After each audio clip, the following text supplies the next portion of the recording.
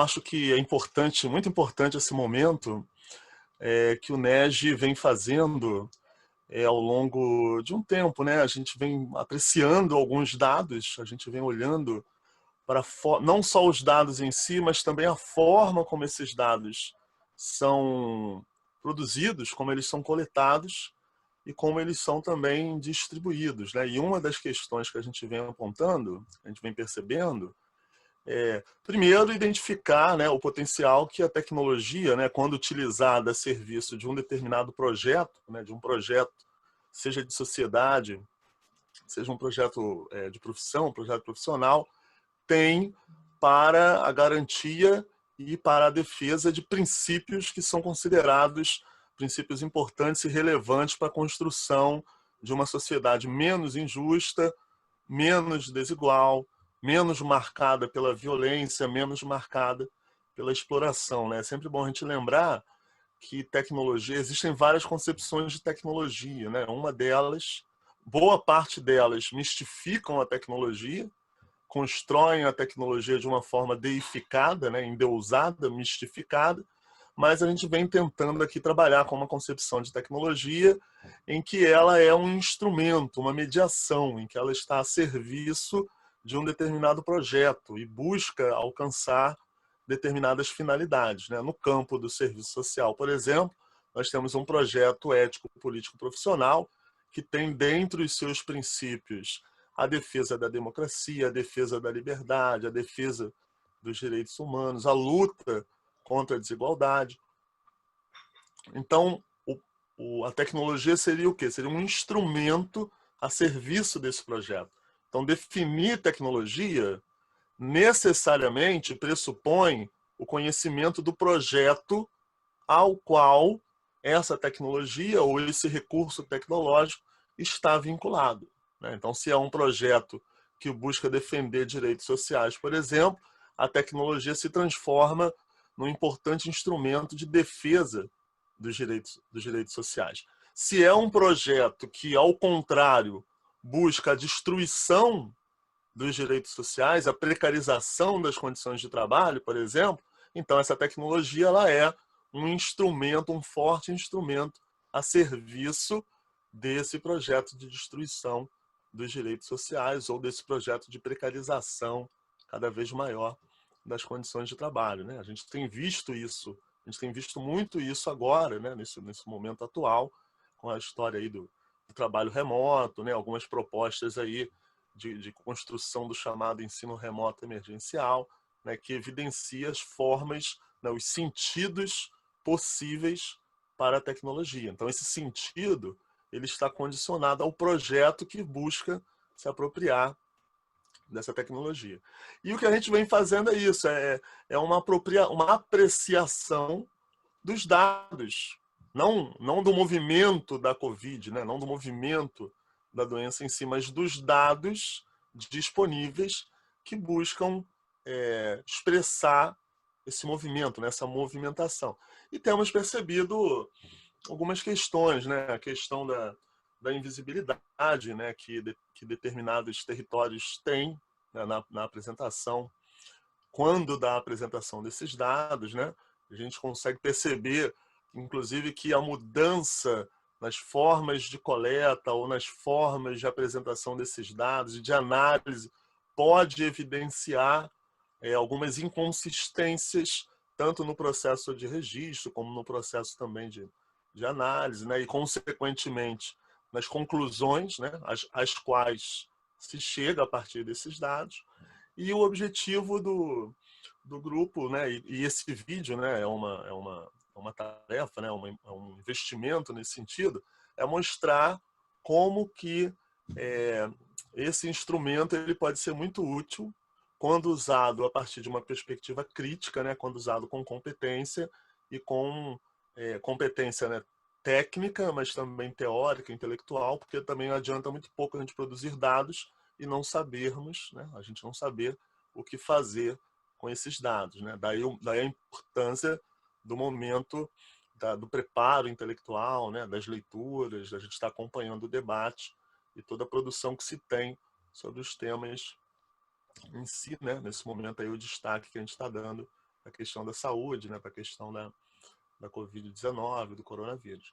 Então, acho que esse vídeo ele traz uma contribuição, né, uma contribuição importante, alguns achados aqui que o grupo teve ao longo desse período, e a proposta aqui é essa, é dar uma contribuição para a sociedade, é trazer subsídios para uma reflexão numa perspectiva crítica, que não é a perspectiva predominante, infelizmente não é a perspectiva predominante no momento, né? A gente vê, inclusive, muitas análises aí, muitas conclusões que são bem simplistas, então a contribuição do NERJ vai nesse sentido, né? De tentar adensar e trazer aí uma perspectiva mais crítica, né? Um pouco mais profunda acerca desse fenômeno, né? Usando o meio técnico, né, para usar um pouco a expressão do Milton Santos, fazendo uso do meio técnico científico disponível, né, atualmente, sem, no entanto, deixar também de problematizar esse meio técnico científico e criticá-lo, né, quando for necessário. Então, é isso. Refletir como a Covid ela está se disseminando, né, para os territórios de pobreza, e então nós relacionamos a questão território, pobreza e Covid para compreender se a desigualdade, como é que ela ia se manifestar. E nós não encontramos surpresa nenhuma do que a gente imaginava antes da doença, né? A vigilância, que é um tema que o NERJ vem refletindo já há um tempo, né, como uma ação do governo que está diretamente ligada à classe social, a determinados grupos, né, e a territórios. Então, nós queríamos saber de que forma vinha sendo exercido esse poder do Estado de controle social e de vigilância. Nós não entendemos vigilância e controle social da mesma forma. O controle social necessariamente é feito sobre uma população em um determinado território, então implica a intervenção, e a vigilância não. A vigilância está mais relacionada ao acúmulo de informação, né, e à interpretação dos dados. Então, é isso que pode implicar ou não em intervenção. Ela não necessariamente compreende a intervenção. Você pode vigiar, monitorar um território sem que isso implique intervenção, mas o controle social sempre está relacionado a uma intervenção, né, e a uma população em determinado território. Então, a gente se questionou, né, qual intervenção no contexto de pandemia? Qual vigilância no contexto de pandemia? Porque a vigilância implica em técnicas e práticas, né, sobre determinado grupo, sobre a população de um determinado território. Então, o nosso grupo era da população que reside, né, em favelas, e nós fomos buscar os dados. E nós vimos, então, que havia muita dificuldade em conseguir informação confiável, informação segura a respeito desses territórios. Por quê? Porque haviam dados do município que não batiam com dados do Estado, surgiram ONGs buscando dados, também se forçando para conseguir os dados de instituições, de postos de saúde, de instituições que atendiam trabalhadores, moradores de favela.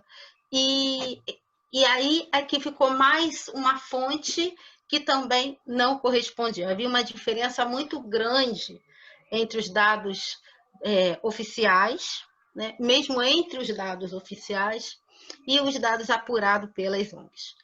Aí eu lembrei do Foucault. Foucault tem uma frase quando ele vai pensar a biopolítica, né, a emergência da biopolítica no final do século XVIII e todo do século XIX, momento em que o Estado passa a exercer o poder de fazer viver e deixar morrer. O Estado, então, passa a exercer um poder sobre a vida e a morte dos cidadãos, o poder de administração sobre a vida. Isso é feito a partir das políticas sociais e principalmente da política de saúde, né, em que é possível você prever a forma de intervenção para conter uma pandemia, para agir de maneira preventiva. E o que nós. E aí eu me perguntei sobre isso, né? Como é que o governo, de que forma está sendo, o governo está agindo, né? Porque o governo é que tem esse poder de fazer viver ou deixar morrer. E pelo que a gente tem visto, é que a opção do governo não foi a de fazer viver.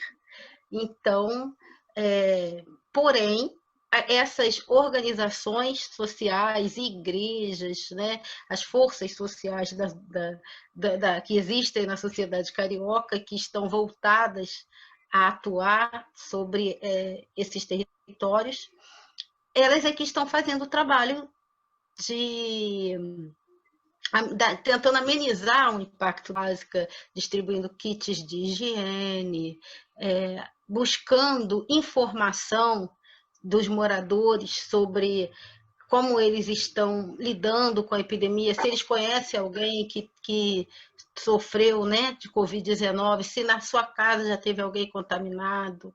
Então, nessas comunidades, né, nesses territórios, diversas ações estão sendo feitas dentro dessa área da saúde, no conceito ampliado de saúde, mas que não são ações que vêm do Estado, né?